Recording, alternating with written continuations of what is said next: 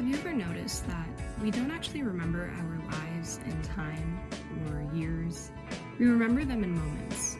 Like if I asked you what you were doing on a random date, say May 21st of last year, unless that date means something to you, you probably wouldn't know. You wouldn't think, oh, that was a Tuesday. Maybe you'd start searching for moments, for context clues. You'd think, oh, that was right after graduation, or that was when I started that new job.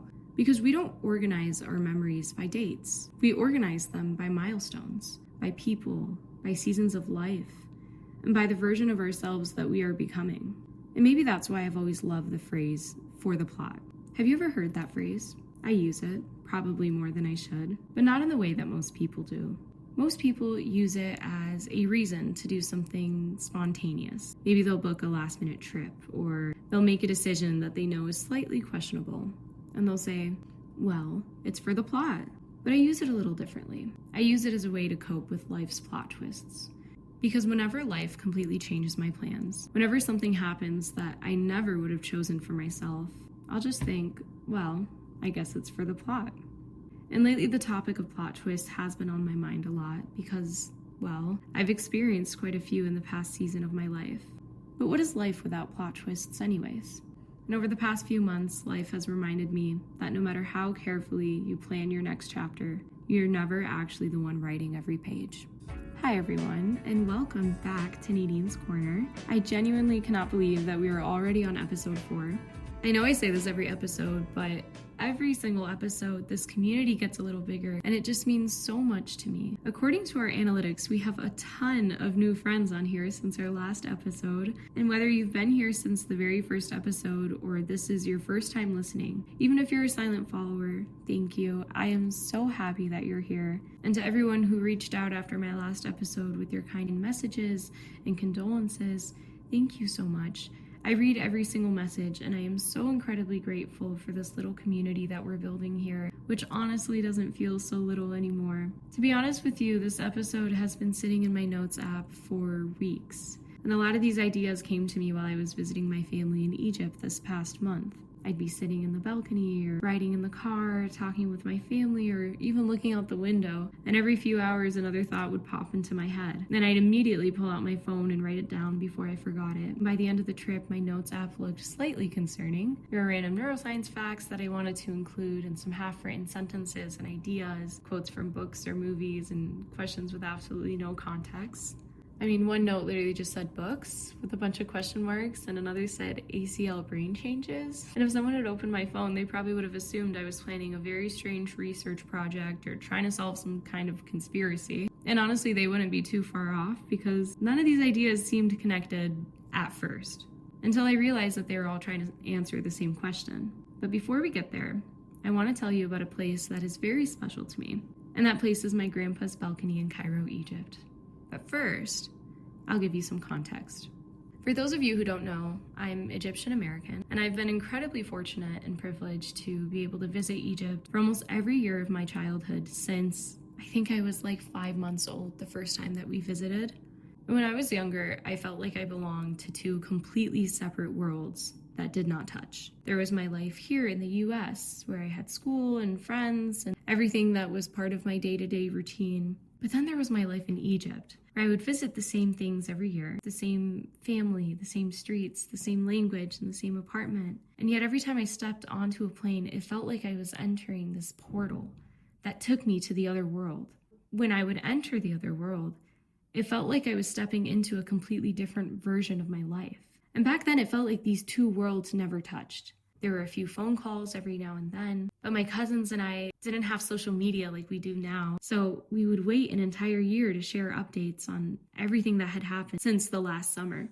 And when I would enter this world, I would recognize the things that only belonged over there, like the people in my life that only existed there. And I would speak a different language that I just happened to learn along the way while I was experiencing my life. And it wasn't until I studied Spanish on my own with absolutely no background or family connection to the language that I realized how incredibly hard it is to learn a new language especially when you're not completely immersed in it. But I would come to this world and I would fit in. Then I would come back home and recover from what felt like this dream that I had just woken up from. The only evidence that it had happened was my camera roll and the memories that somehow find their way back to me exactly when I need them most. And that's how I feel right now that I'm back home after this trip. I've officially woken up from the dream now. Only this time the dream was different. And I must admit that this trip was like no other for me. And it may have been one of the hardest trips for me, visiting my other world. This trip wasn't the first time that I had gone to Egypt and grieved someone I loved. But it was the first time I was grieving someone who existed almost entirely in that other world. When you live far away from the world where tragedy is struck, the denial stage of grief is easier to sink into because you can dismiss it as a dream. You can tell yourself that he'll be waiting for my brothers and me at the airport arrivals, just like always. That we'll get off the plane and he'll crack a few jokes and everything will feel normal again. But there are moments that you can't push off forever. The moments where everything is finally confirmed and you can't keep running away from the reality. I think that most Egyptians go to Egypt to visit family and relax, but apparently I go to question the entire human experience. And if you've listened to literally any episode of this podcast, you've probably realized that I think about things a lot. Some may even say a little too much. But if you've been listening from the beginning, you may have noticed that every episode of this podcast has really been exploring a different question about what it means to be human. In our first episode, we talked about how our thoughts shape our actions and eventually the people that we become. And in our second episode, we explored how our perspective and the lenses that we're given shape the way that we experience the world around us. And in the last episode, we talked about how our attention shapes what we notice, and how choosing gratitude can literally change our experience of life, how everything is fleeting, both the good and the bad. And my incredibly reflective mind is taking us back to my grandpa's balcony in Egypt. I have looked out at that same view of the same city for as long as I can remember, and every year before flying back home, I spend a few extra moments standing there thinking about what I was going back to and what was waiting for me in the other world. I've stood on that balcony when I was terrified to switch from private school to public school in 5th grade, after pulling my first all-nighter with my cousins, while I was applying to college, after I lost my grandmother, through holidays and celebrations, excitement and uncertainty, and this year after the sudden passing of my cousin. Every version of me looked out at exactly the same view, and it felt like the balcony never changed, the city barely changed, the view barely changed, but the person standing there always had. And every single one of those versions of me was convinced that she'd finally figured life out. And I'm sure a future version of me will think that about me right now. Maybe she'll even listen to this very episode and think the exact same thing. But this year, while I was standing on that balcony again, I found myself asking a different question. Because if we've established that our thoughts shape us, and our perspective shapes us, even our attention shapes us, then what do our experiences shape us into? And somehow, that one question connected all of the seemingly unrelated ideas that I had all over my notes. The books, the neuroscience, the athletes and the ACL injuries, the idea of living life for the plot. And I think that's where this episode really begins. Because today, I want to tell you guys about one of the ways that I cope with life's plot twists. And I honestly don't know when I started doing this, but somewhere along the way, I realized that I cope with hard things by viewing my life as a story that's still developing. And I think I'm just a really big fan of romanticizing life. Not in the sense that I think that everything is beautiful all the time, because I know it's not, but in the sense that I believe that every moment means something. That even the ordinary moments are worth paying attention to, because one day, they'll just become another page in the story. And I've always loved reading, and I think that's probably why I started looking at my own life like it was a book. Not a book that I'm writing, just a book that I'm reading. Because when you're reading a really good book, you never know what's about to happen. You're always one page away from another plot twist, another character walking into the story, another conversation that won't make sense until like 50 pages later. And somewhere along the way, I started reacting to my own life the same way. When something completely unexpected happens, my first thought is genuinely, oh my gosh, the readers are gonna have a time with this one. Or, oh, they're probably on the edge of their seats right now. Because truthfully, I'm on the edge of my seat too, and I want to know how this ends. And sometimes I even catch myself wondering, what would the audience be yelling at me to do right now? Would they already know something that I don't? Would they be screaming, don't get on that flight? Or just take that opportunity, talk to that person? Maybe there was foreshadowing, and maybe the readers saw it coming and I didn't. Because that's the funny thing about being the main character of a story. The audience knows they're watching a 2-hour movie, and the reader can feel that there are only a few pages left of this chapter. The main character doesn't get that luxury. You can't see how many pages are left. You don't know if you're in chapter 3 or chapter 20, or the chapter where everything finally starts to make sense. You don't know if the setback is the beginning of the story, the middle, or the moment your future self will one day look back on and say, everything changed right there. I just didn't see it coming. And honestly, that brings me a lot of comfort, because when you're reading a really good book, nothing feels random. Every delay, every misunderstanding or inconvenience or closed door or person or conversation, even the tiny details that seem completely insignificant, somehow become the reason the ending works. And if you skip straight to the last page, none of it would make sense. Every chapter had to happen exactly the way it did for the ending to become the ending that it is. Think about when you're watching a movie and something goes wrong. Let's say the main character misses their flight, or they spill coffee all over themselves before the biggest interview of their life, or they get a flat tire on their way to work. You don't stop watching because something bad happened. If anything, you lean in because you trust that somehow this is going to matter. And so I started trying to view my own life that way. Whenever something doesn't go according to plan, I remind myself, maybe this chapter isn't over yet. Maybe this inconvenience is setting something else into motion. Maybe this was always the story. I just haven't read far enough yet to understand why. And I think as humans, one of our biggest problems is that we give ourselves too much credit in some ways and not enough in others. We give ourselves too much credit by believing that we control every outcome. Then we get upset when life unfolds differently than we planned, as if the ending was ever ours to decide. But we also give ourselves too little credit because we underestimate how much our thoughts and beliefs and outlooks shape the experience of living through the story that you're in. I don't really believe in coincidences. I like believing that every closed door, every delay, every unexpected conversation, every person who enters my life, and every plot twist is somehow leading to this moment. Because like we said in the last episode, the bad chapters are inevitable, but so are the good ones. And stories need both. So while I'm here, I might as well enjoy the chapter that I'm in. And that's why whenever life throws me a plot twist that I never saw coming, I catch myself thinking, well, I guess it's for the plot. Imagine reading a book where absolutely nothing went wrong.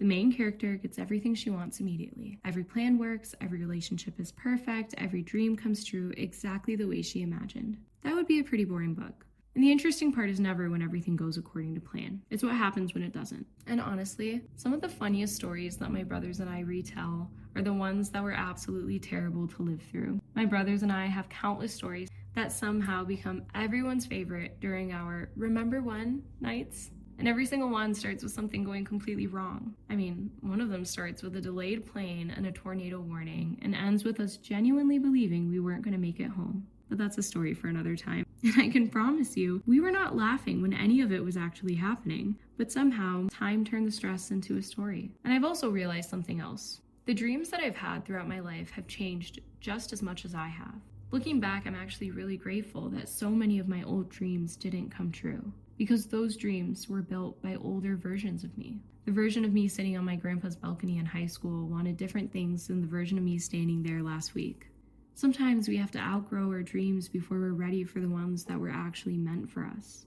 A few months ago, I wrote a blog called The Buildup of Failures. And there's a quote that I had referenced that says, if you knew that you were 100 rejections away from your dream, imagine how excited you'd be every time someone told you no. And I love that quote because suddenly rejection isn't proof that you're failing. It's proof that you're still moving. And instead of being disappointed that something didn't work out, you're now looking forward because you're one step closer to what you're moving towards. And maybe every setback isn't pulling you away from your future. Maybe it's building it. And I think that's why I've always believed that everything happens for a reason. And not because I think that every hardship immediately makes sense or that everything that happens has to be interpreted as good. I mean, some things are heartbreaking and they can feel unfair, and some things leave you asking questions that you may never fully have answered. But I do believe that nothing is wasted, that somehow every chapter becomes part of the person that you're becoming. People online call it the burnt toast theory. The idea that something small goes wrong, like for example, you burn your toast. So now you're running late and you leave the house a few minutes later, but because of that delay, you avoid something going wrong and something else unfolds differently.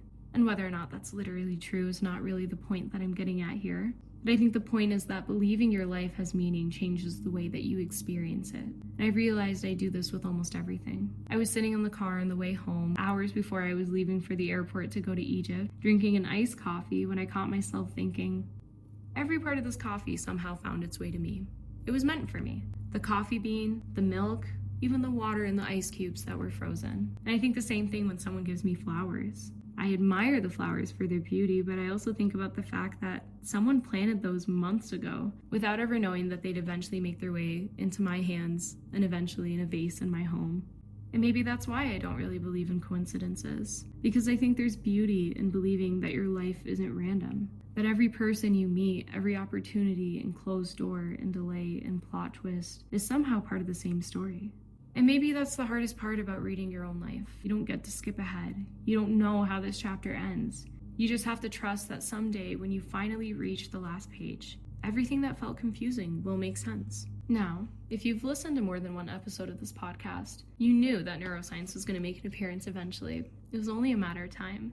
But a few weeks ago, my cousin had told me about some really fascinating research that he came across about ACL injuries in athletes. And now I know what you're probably thinking. Nadine, what does a torn ACL have to do with your experience in Egypt and books and plot twists? And that's a fair question, but I need you to stay with me because it's a really interesting connection.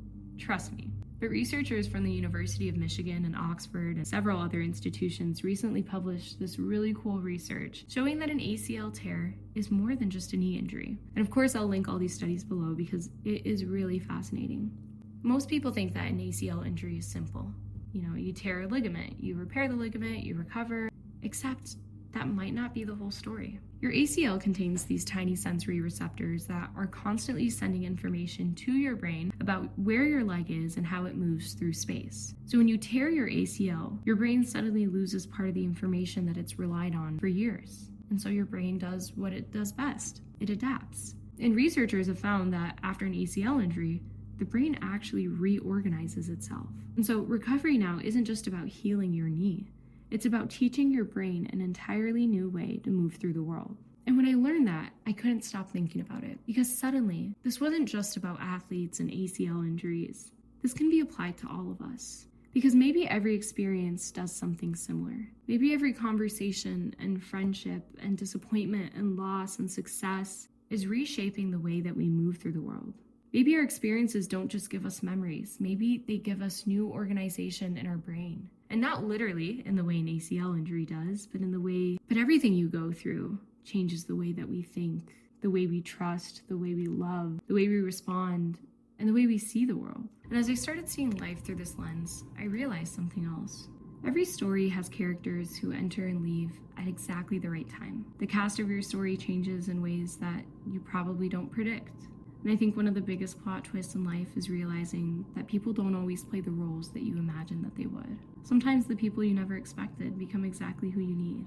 Maybe that's just another plot twist, one that makes the story richer than the version you would have written yourself. And I started thinking about athletes in particular, because whenever an athlete goes through a really serious injury, everyone says the same thing. I just hope they can get back to normal, back to their old speed and their strength and their confidence. And honestly, that's really fair. I mean, who wouldn't want that? But maybe back to normal was never the goal. Because once you've lived through something, you can't unknow it. You can't unread a chapter, and you can't become the person that you were before it happened. Because the story only moves in one direction, and that's forward. And if you're following, I'm not talking about athletes anymore. I'm talking about all of us. And I think that's one of the hardest parts about being human. Whenever something painful happens, our first instinct is, I just want things to go back to the way that they were before life threw that plot twist. But maybe healing isn't becoming the person you used to be. Maybe healing is becoming someone your old self couldn't have even imagined. And I know I'm still young, and I'm not claiming to have life figured out in any way, shape, or form. Actually, if this episode has taught me anything, it has allowed me to reflect on the fact that every version of me thinks that she has life figured out. But there have been moments in my life that have completely changed me. Moments I would never choose to live again. And whether it's an injury or losing someone you love or someone letting you down, those moments leave you different than they found you. Moments that become part of you anyway. And looking back now, I realized that two things about my most recent trip to Egypt can be true at the same time. That trip was incredibly difficult for me, but it was also incredibly meaningful. For the first time in my life, I wasn't leaving Egypt after another fun summer with my family. I was leaving after spending meaningful time with them in a way I never had before. And when the plane finally took off, carrying me back through the portal to my other world, I got emotional, not just because of the hardship, but because of the meaning that came from it. I would never choose the reason that brought us together, but I'll always be grateful that I got those moments with the people that I love. And today, I'm grateful for the person those moments shaped me into. Not because the hardship itself was good, but because something good grew from it. Hardships are going to happen whether we want them or not. And the only part that we really have any say in is the mind that we bring with us through them. And that's why I think that the way that we think matters so much. Because if hardship is guaranteed, then I'd rather have a mind that knows how to keep turning the page. Sometimes I really believe that when everything feels like it's going wrong all at once, there is something huge shifting behind the scenes. Like the story is building towards something bigger, but you just can't see it yet. Like the part that feels like failure is really just the buildup before the moment everything changes. Believing that doesn't mean that life isn't hard. It doesn't mean that the tests aren't painful. And it doesn't mean that you're not allowed to cry or grieve or question or struggle. We're human, and we're supposed to feel things deeply. But also know that you've been in situations where you thought you'd never make it out, but you did. And you lived through it, and you learned from it, and you survived, and you're here on the other end. Sometimes I think that you have nothing to lose and everything to gain. And everything you experience is either going to make your life better, teach you something, or show you what you need to avoid in the future. So when your goal is to experience, everything is a win. And I've always believed that hardships are tests in life.